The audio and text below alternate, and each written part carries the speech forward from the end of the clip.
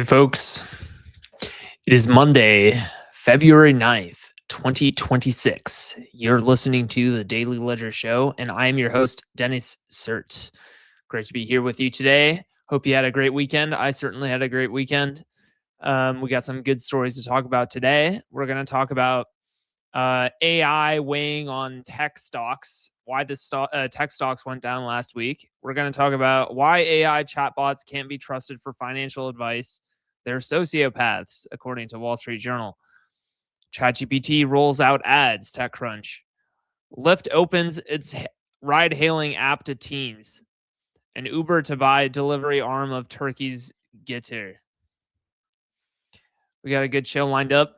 Before we get into it, make sure to smash that like button, leave a comment, make sure to share this with your friends, and let's get into it.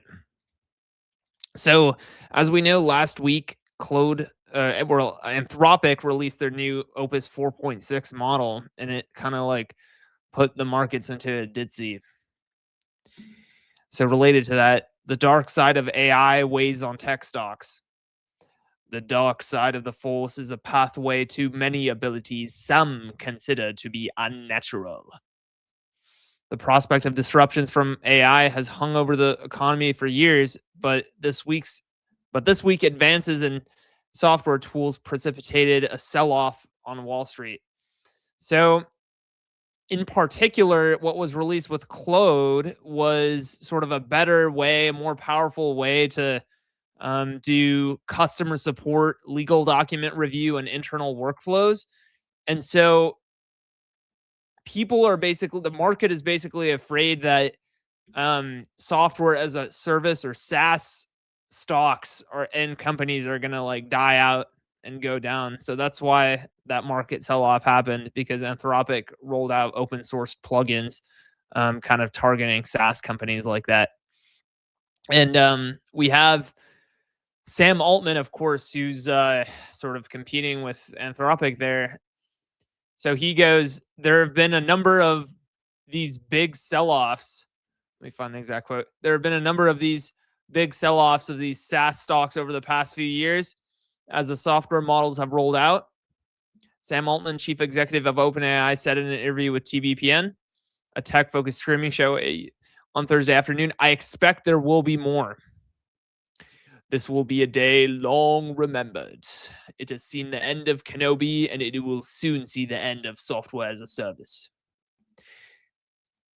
Why AI chatbots can't be trusted for financial advice? They're sociopaths.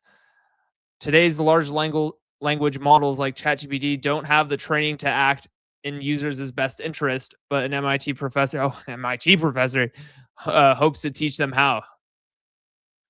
But a professor hopes to teach them how. But just a very normal guy hopes to teach them how. Yeah, so the gist of this article is that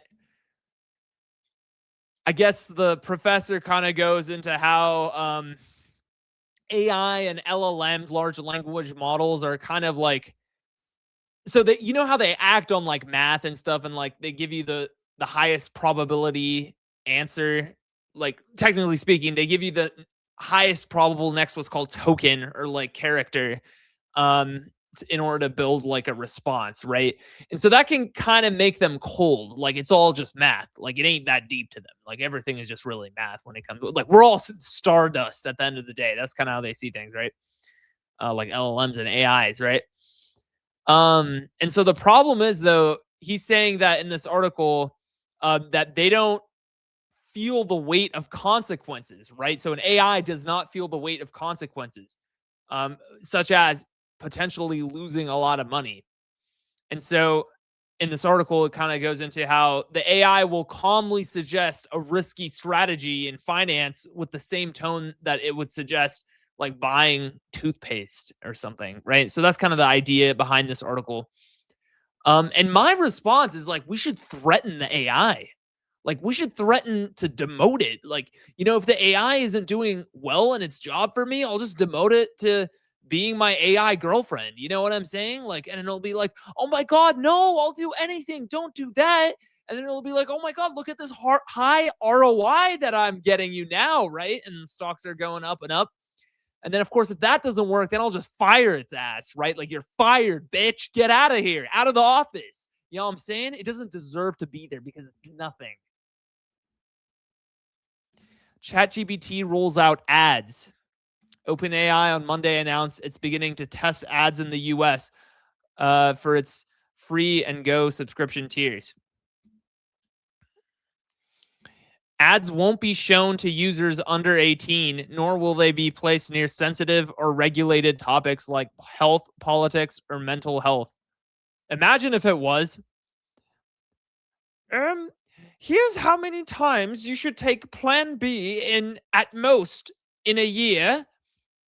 By the way, have you signed up for DraftKings yet? Lyft opens its ride-hailing app to teens. Nothing too special other than I'm just a teenage dirtbag, baby. Baba, come with me Friday. Don't say maybe. Uber to buy delivery arm of Turkey's Getir. So this is kind of cool. Of course, Getir has been a great success story in startups in Turkey. So apparently Uber is buying Getir's food delivery arm for 335 million just outright, and then they're paying 100 million for a 15% stake in everything else that Getir does, like grocery, retail, and water delivery.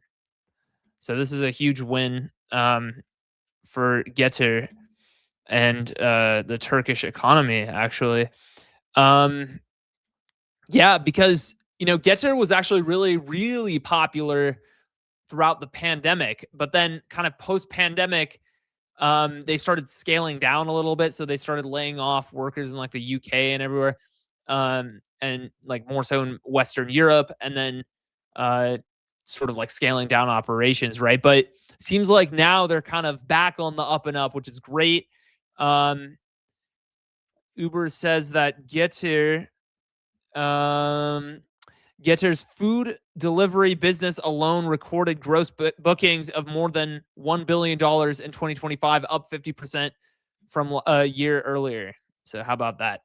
I think we're going to end the show off on that note. Hope you guys have a great evening, and I will see you tomorrow.